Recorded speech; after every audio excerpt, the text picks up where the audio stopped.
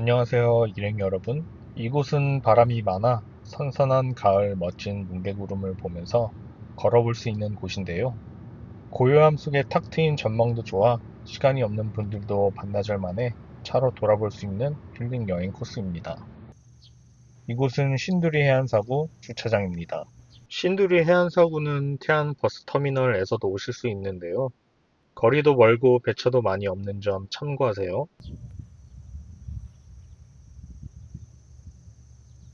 주차장이 깨끗하게 잘 정비되어 있어 주차하기 쾌적한데요.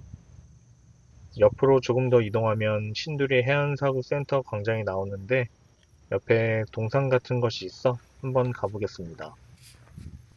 솥동구리 동상이었네요. 이 솥동구리 동상은 1970년대 이후 국내에서 멸종된 솥동구리 복원사업 성공을 기원해서 세운 것으로 보이는데요. 신두리 사구가 솥동구리 번식에 유리한 모래 토양으로 구성되어 있어 복원사업 지정 장소로 선정되었다고 합니다. 이곳 신두리 해안사구 센터에는 솥동구리뿐 아니라 해안사구와 두흥 습지에 서식하는 다양한 동식물들의 생태계와 사구 습지에 형성되는 과정을 시청각 자료들로 볼 수 있는데요. 모래로도 재미있는 체험을 할 수 있으니 사구를 돌아보기 전 이곳을 방문해 보시면 좋을 것 같네요. 그리고 센터는 매주 월요일은 휴무이고 운영 시간과 제한 사항이 있으니 미리 숙지하시면 좋을 것 같습니다. 1층 내부의 모습인데요. 인테리어도 깔끔하고 잘 정돈되어 관리되어지는 것 같네요.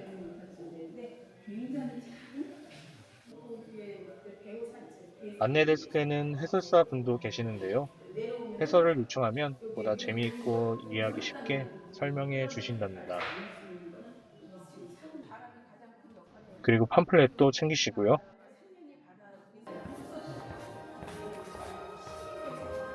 지하 1층에는 다양한 동식물들을 설명하는 간판들이 있네요. 한쪽에는 아이들이 모래 체험을 할 수 있는 곳도 있는데요. 영유아 아이들을 위한 곳 같죠?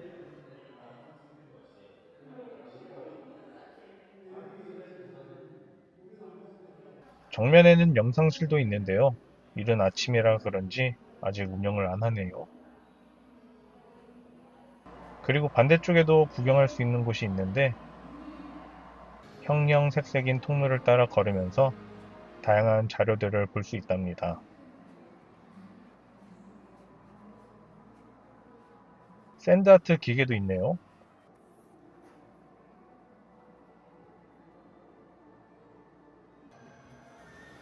전망대인 2층으로 올라가 보겠습니다.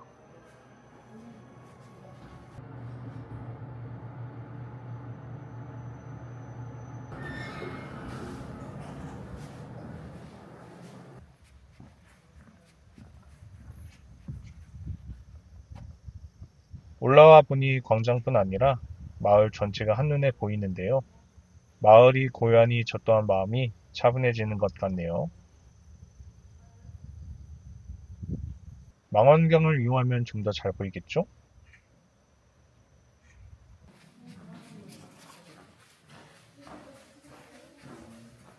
어느 정도 구경을 끝냈으니 바람이 불어오는 곳으로 가보겠습니다. 광장을 지나 오른쪽으로 가시면 됩니다.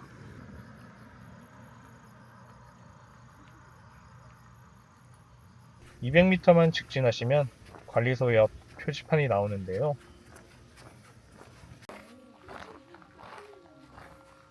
해안사구는 자연적으로 생긴 국내 최대의 모래 언덕인데요. 총 3코스로 A, B, C 코스를 선택해서 걸으실 수 있습니다.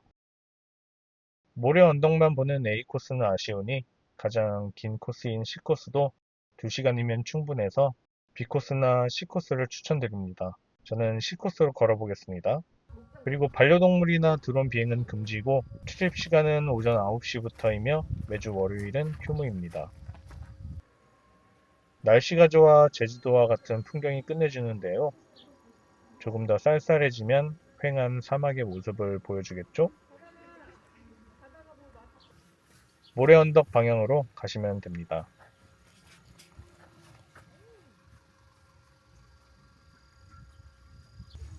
신두리 사구는 우리나라 최대 해당화 군락지인데요.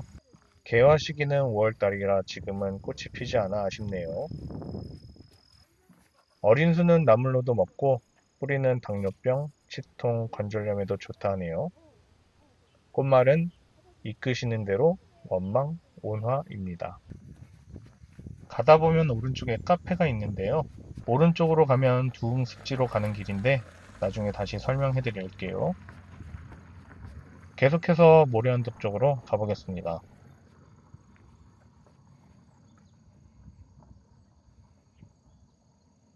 신두리 사구는 2001년 천연기념물 431호로 지정되었는데요. 규모는 약 3.4km, 너비 500m에서 1.3km로 독특한 지형과 식생이 잘 보존되어 있고 우리나라에서 규모가 가장 크며 생태학적 가치가 높은 곳입니다.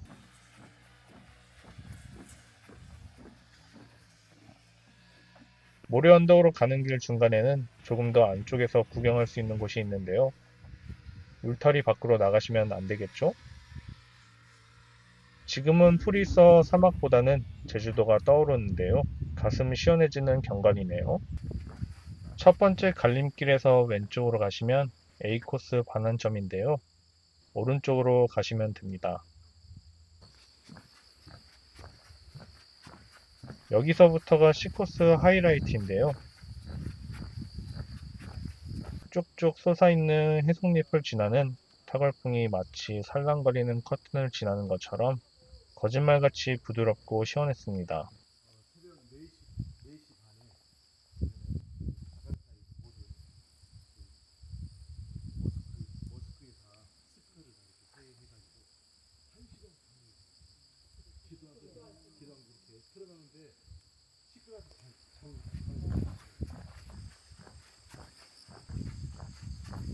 두 번째 갈림길에서 데크길 없는 직진 방향이 C코스 방향입니다.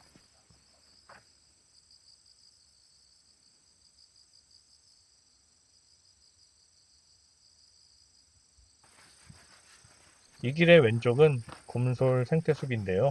신두리 사구의 이동 방지 효과가 있기 때문에 아주 중요한 숲이라고 하네요.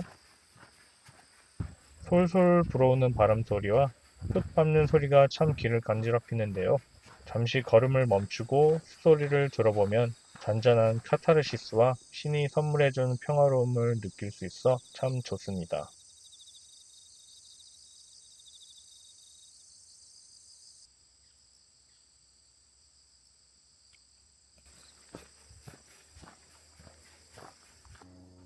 평지를 걷다 보면 오르막길이 나오는데요. 이국적인 풍경을 자아내는 억새골이 나옵니다. 억새골 끝에는 넓은 서해가 맞이해주는데 단단했던 마음을 해송숲이 물러지게 하고 드넓은 초원과 서해가 잡생각들을 시원하게 치워주니 절로 힐링이 되네요.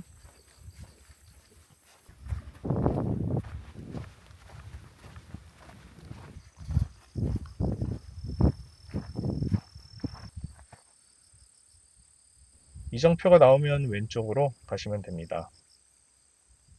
이곳부터는 그늘이 많이 없어 걸으실 때 필요한 양산과 마실 물을 챙기시면 좋을 것 같아요. 쓰레기는 사고에 버리시면 안 되겠죠?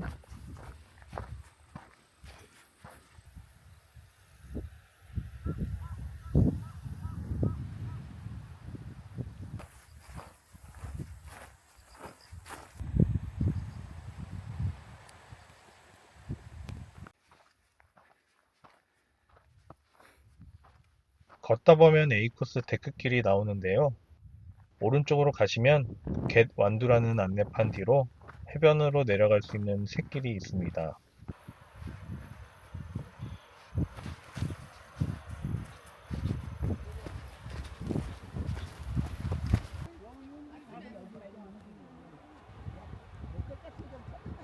걷고 싶게 만드는 코발트 블루와 포근한 하얀 구름의 기분 좋은 조합이네요.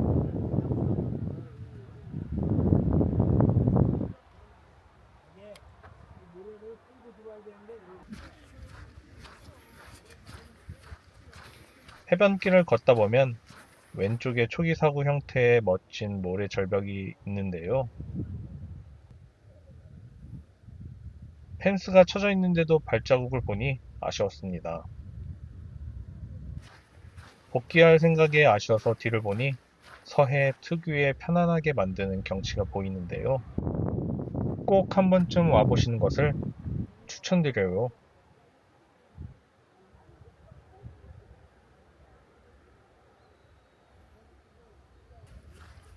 돌다리를 건너셔서 다시 원점으로 출발했던 지점까지 복귀합니다.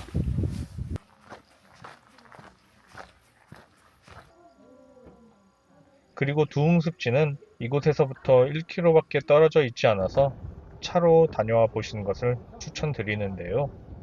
혹시라도 걸으실 분들은 카페 옆길로 쭉 가시면 됩니다.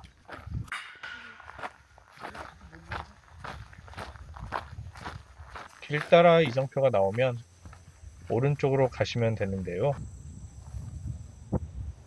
큰 아름드리 나무를 지나고 이정표를 지나서 갈림길이 나오면 왼쪽으로 직진하시면 됩니다.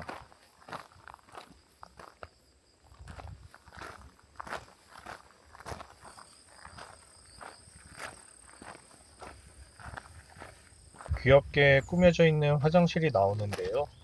지인분들이나 아이가 있는 가족들이 방문하기 참 좋은 곳 같네요. 근방에 있는 탐방 안내소에는 해설사분이 상시 있어서 좀 더 자세하고 재미있는 자료와 정보들을 보고 들으실 수 있습니다.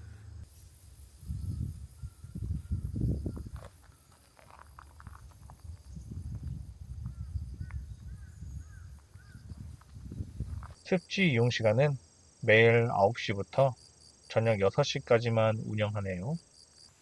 초입의 보트와 탐방로가 나무 데크길로 되어 있는 것을 보고 관리가 잘 되는 곳임을 직감했는데요. 두흥습지는 원래 바닷가였는데 사구가 조금씩 형성되면서 배후산지 골짜기의 경계 부근의 빗물에 의해 담수가 고여 형성되었습니다. 데크길 중간에는 습지와 좀 더 친해질 수 있는 전망대가 있는데요. 습지에 서식하는 붉은 배세매와 황조롱이 같은 천연 기념물뿐 아니라 멸종 위기급 동식물들도 편하게 관찰할 수 있게끔 잘 관리되어 있습니다.